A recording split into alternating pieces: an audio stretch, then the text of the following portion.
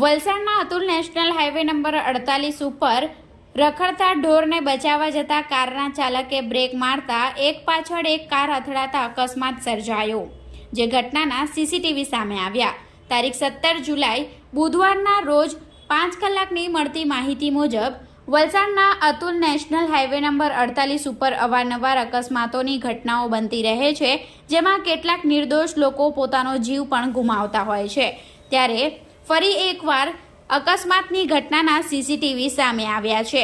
વલસાડના Atul national highway number 48 ઉપર જઈ રહેલા એક કારના ચાલકે રોડ ક્રોસ કરી રહેલા રખડતા ઢોરને બચાવવા જતા કારના ચાલકે બ્રેક મારી હતી।